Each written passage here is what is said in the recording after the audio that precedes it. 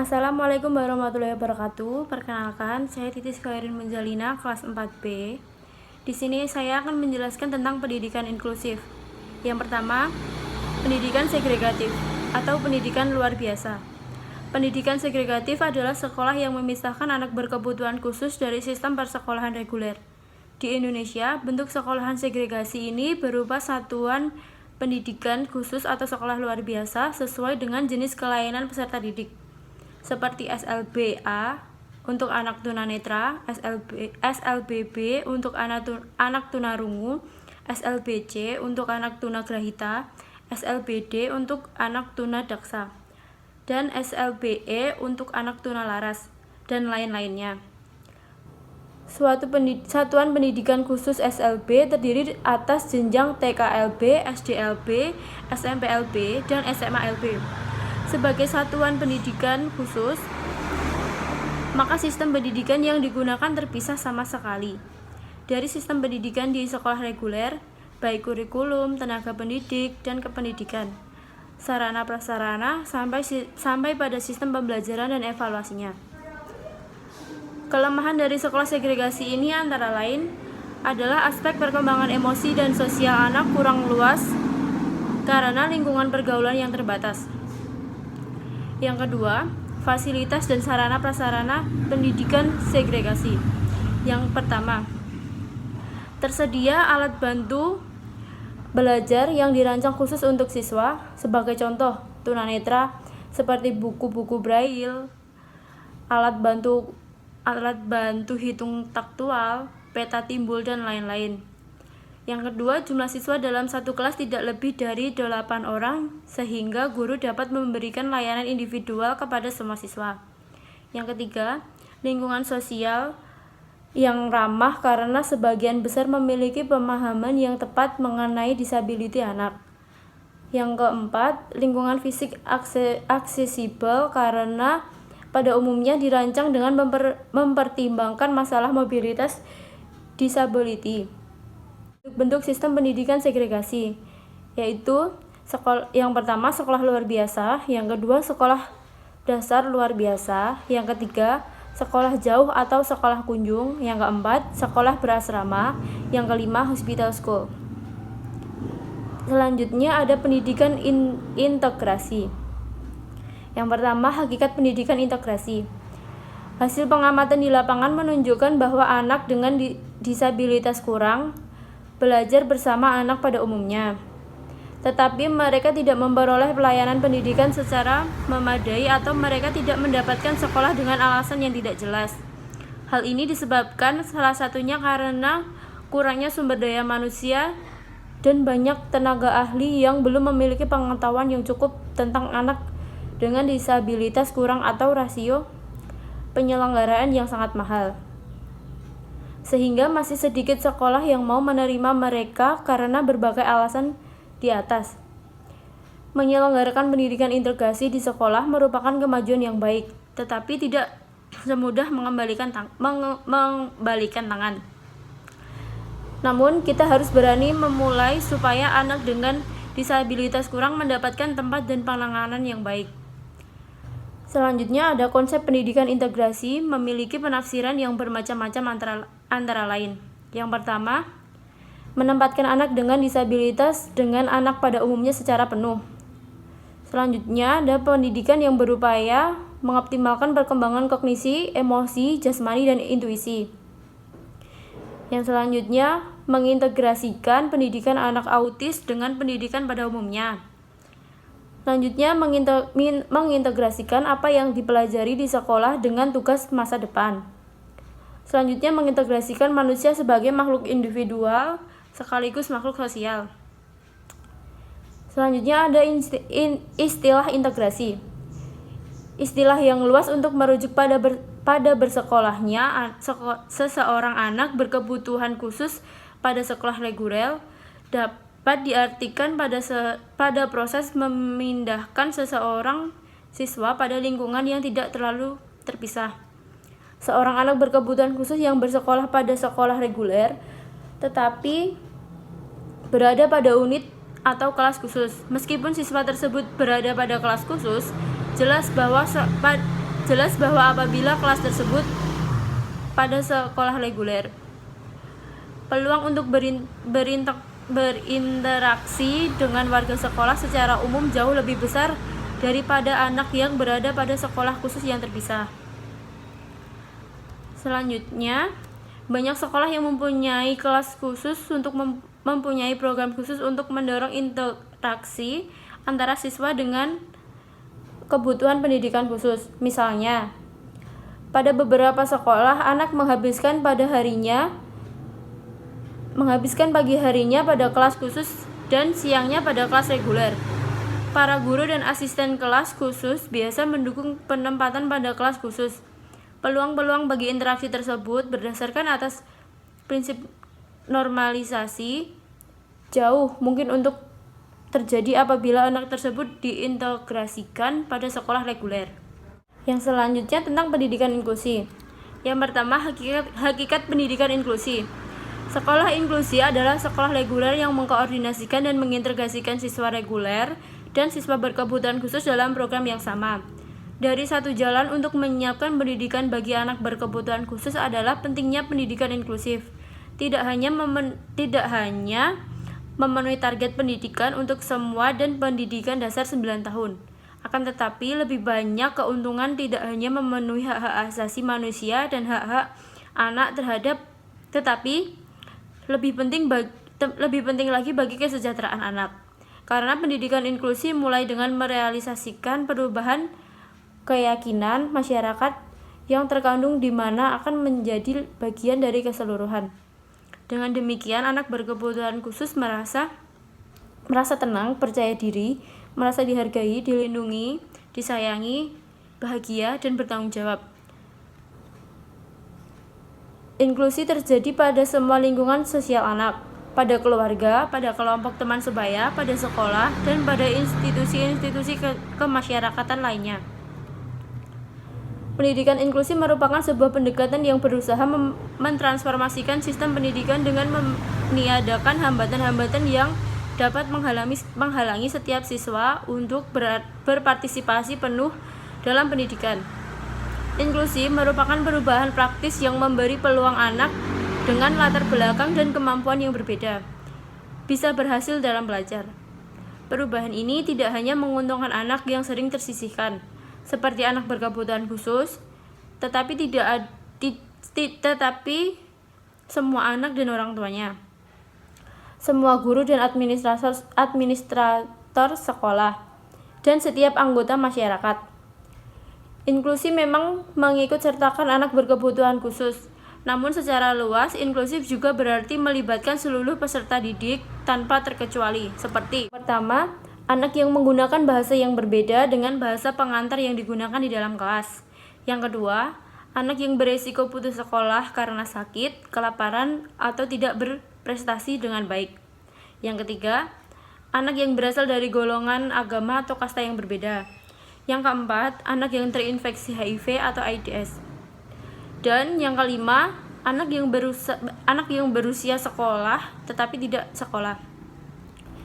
Selanjutnya ada prinsip-prinsip dasar pendidikan inklusi. Yang membedakan dengan sistem integrasi apalagi segregasi adalah yang pertama, semua anak atau siapapun dia memiliki hak untuk menempuh pendidikan di sekolah manapun, dan sekolah wajib menerima murid siapapun dia. Yang kedua, setiap anak atau murid adalah individu yang unik, oleh karenanya sistem pendidikan harus dibuat fleksibel, memberikan kemungkinan pada guru untuk melakukan penyesuaian guna mengakomodasikan kebutuhan khusus pada setiap siswa. Yang ketiga, sistem pendidikan dalam suatu negara harus dibuat satu sistem, dan sistem pendidikan untuk anak-anak yang menyandang kecacatan merupakan bagian integral dari siswa pendidikan umum tersebut, bukan terpisah atau khusus. Selanjutnya ada jenis-jenis ABK dan ciri-cirinya. Yang pertama, tunanetra. Tunanetra adalah anak yang mengalami gangguan daya penglihatan berupa kebutuhan menyeluruh atau sebagian, dan walaupun telah diberi pertolongan dengan alat-alat bantu khusus, masih tetap memerlukan pelayanan pendidikan khusus. Yang kedua, tunarungu. Tunarungu adalah anak yang kehilangan seluruh atau sebagian daya pendengaran sehingga tidak tahu atau kurang mampunya berkomunikasi secara verbal, dan walaupun telah diberikan pertolongan dengan alat bantu dengar, masih tetap memerlukan pelayanan pendidikan khusus. Selanjutnya ada tunalaras. Tunalaras adalah yang mengalami kesulitan dalam penyesuaian diri dan bertingkah laku tidak sesuai dengan norma-norma yang berlaku dalam lingkungan kelompok usia maupun masyarakat pada umumnya, sehingga merugikan dirinya maupun orang lain. Selanjutnya ada tunadaksa. Tunadaksa adalah anak yang mengalami kelainan atau cacat yang menatap pada alat gerak, yaitu tulang, sendi, dan otot, sedemikian rupa sehingga memerlukan pelayanan pendidikan khusus. Selanjutnya ada tunagrahita atau Down syndrome. Tunagrahita adalah anak yang secara nyata mengalami hambatan dan keterbelakangan perkembangan mental jauh di bawah rata-rata atau IQ di bawah 70, sehingga mengalami kesulitan dalam tugas-tugas akademik, komunikasi, maupun sosial, dan karenanya memerlukan layanan pendidikan khusus. Hambatan ini terjadi sebelum umur 18 tahun. Tunagrahita ini masih dibagi menjadi dua, yaitu tunagrahita biasa dan tunagrahita Down syndrome atau Down syndrome. Down syndrome pertama kali dikenal pada tahun 1866 oleh Dr. John Langdon Down. Ciri-cirinya tinggi badan yang relatif pendek, kepala mengecil, hidung yang mendatar menyerupai orang mongoloid. Maka sering juga dikenal dengan Mongolisme. Pada tahun 1970-an, para ahli di Amerika atau Eropa merevisi nama dari kelainan yang terjadi pada anak tersebut dengan merujuk penemu pertama kali sindrom ini dengan istilah sindrom Down. Hingga kini penyakit ini dikenal dengan istilah yang sama. Selanjutnya ada lamban belajar atau slow learner. Lambat belajar atau slow learner adalah anak yang memiliki potensi intelektual sedikit di bawah normal tetapi belum termasuk tunagrahita. Dalam beberapa hal mengalami hambatan atau keterlambatan berpikir, merespon rangsangan dan adaptasi sosial, tetapi masih jauh lebih baik dibandingkan dengan yang tunagrahita. Lebih lamban dibanding dengan yang normal. Mereka butuh waktu yang lebih lama dan berulang-ulang untuk dapat menyelesaikan tugas-tugas akademik maupun non-akademik, dan karenanya memerlukan pelayanan pendidikan khusus. Selanjutnya, ada anak mengalami kesulitan belajar yang spesifik. Anak yang mengalami kesulitan belajar yang spesifik adalah anak yang secara nyata mengalami kesulitan dalam tugas-tugas akademik khusus, atau terutama dalam hal kemampuan membaca, menulis, dan berhitung atau matematika. Diduga disebabkan karena faktor disfungsi neurologis, bukan disebabkan karena faktor intelijensi atau intelijensinya normal, bahkan ada yang di atas normal, sehingga memerlukan pelayanan pendidikan khusus. Selanjutnya, penyelenggaraan pendidikan inklusif. Yang pertama, perencanaan pembelajaran inklusif. Perencanaan pembelajaran disusun berdasarkan hasil instrumen siswa. Hasil asesmen adalah suatu proses pengumpulan informasi tentang perkembangan peserta didik dengan menggunakan alat dan teknik yang sesuai untuk membuat keputusan pendidikan yang berkenaan dengan penempatan dan program yang sesuai bagi peserta didik tersebut. Dengan adanya asesmen, maka perencanaan pembelajaran dapat disusun berdasarkan karakter dan kemampuan siswa, anak berkebutuhan khusus, sehingga pembelajaran dapat sesuai dengan kebutuhan siswa.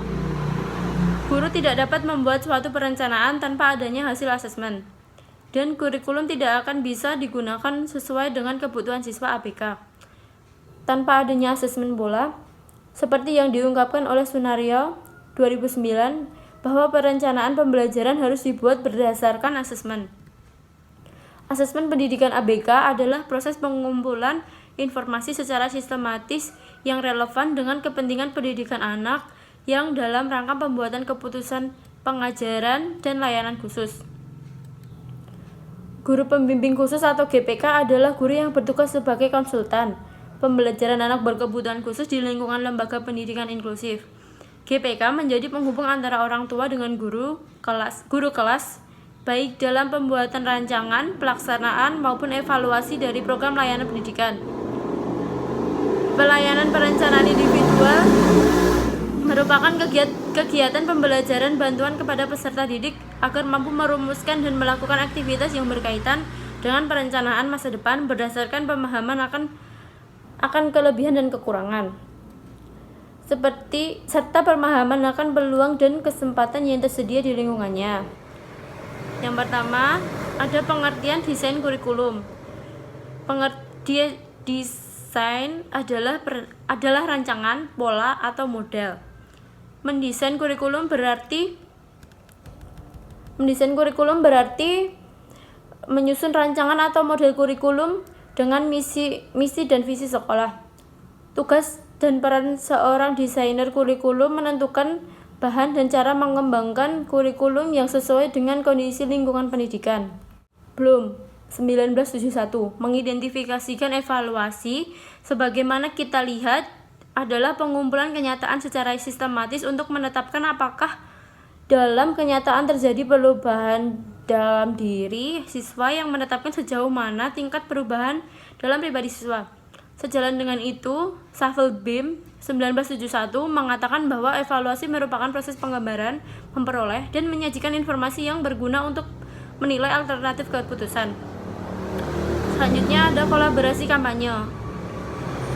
Melalui seni dan musik, menurut mereka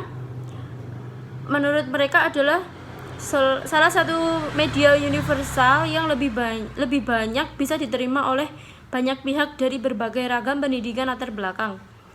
Sementara Forum Malang Inklusi melakukan advokasi melalui bidang regulasi untuk memastikan hak difabel.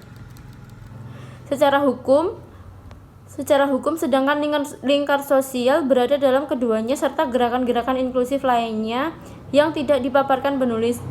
Dalam misi membangun perubahan dan gerakan inklusi melalui upaya-upaya pemberdayaan. Pendidikan di sekolah reguler sangat membutuhkan dukungan teknisi khususnya bagi anak yang memiliki kekhususan misalnya tunanetra, tunarungu, dan autis. Oleh karena itu memerlukan dukungan khusus dari institusi yang memiliki tenaga khusus di bidang tersebut, sehingga dapat memberikan layanan yang optimal kepada masyarakat. Dalam hal ini, Dinas Pendidikan dan Pokja Pendidikan Inklusi telah membentuk suatu lembaga khusus yang berfungsi sebagai pusat sumber atau resource center dalam bentuk klinik pendidikan inklusi. Klinik dibentuk dalam rangka mengembangkan pendidikan inklusi dan dapat dimanfaatkan oleh semua pihak, antara lain orang tua, keluarga, masyarakat, sekolah, anak berkebutuhan khusus, semua anak, pemerintah, dan pihak-pihak yang memberikan informasi seluas-luasnya di bidang pendidikan. Namun dengan keberadaan sekolah inklusi bukan berarti orang tua lepas tangan menyerahkan sepenuhnya ABK ke sekolah. Dalam pedoman pelaksanaan pendidikan inklusif pada White Paper nomor 6 tahun 2001, Departemen Pendidikan Nasional dinyatakan dengan jelas bahwa keterlibatan aktif orang tua dalam proses belajar mengajarkan sangat penting dalam pembelajaran dan pengembangan yang efektif bagi anak. Sejatinya, ketika orang tua menyekolahkan ABK di sekolah inklusi, maka segala sesuatu yang disampaikan oleh guru sekolah semestinya ditindaklanjuti para orang tua di rumah. Hal ini bertujuan agar anak-anak berkebutuhan khusus menjadi anak yang lebih mandiri. Dalam mengimplementasikan pendidikan inklusif, perlu adanya sistem dukungan yang diperlukan dalam upaya mempercepat pemenuhan akses dan mutu pendidikan untuk semua, atau education for all. Sistem dukungan tersebut dapat berupa dukungan dalam bentuk regulasi atau kebijakan-kebijakan pemerintah baik pusat maupun daerah dengan mengenai pendidikan inklusif, misalnya dalam bentuk peraturan pemerintah, peraturan menteri, peraturan daerah, provinsi atau kabupaten atau kota mengenai pendidikan inklusif, dukungan sarana prasarana, dukungan pembiayaan, dukungan tenaga atau pendidikan dan tenaga pendidikan, dukungan dari lembaga pendukung. Lembaga pendukung tersebut adalah antara lain melalui kelompok kerja atau pokja, inklusif baik nasional, provinsi maupun kabupaten atau kota. Pusat sumber bagi sekolah umumnya menyelenggarakan pendidikan inklusif, wadah profesional guru, kepala sekolah, dan dukungan lembaga lain yaitu LPTK, P4TK, dan PLB dan atau Balai Badan Diklat, serta dukungan masyarakat. Terima kasih. Itu saja yang dapat saya sampaikan. Wassalamualaikum warahmatullahi wabarakatuh.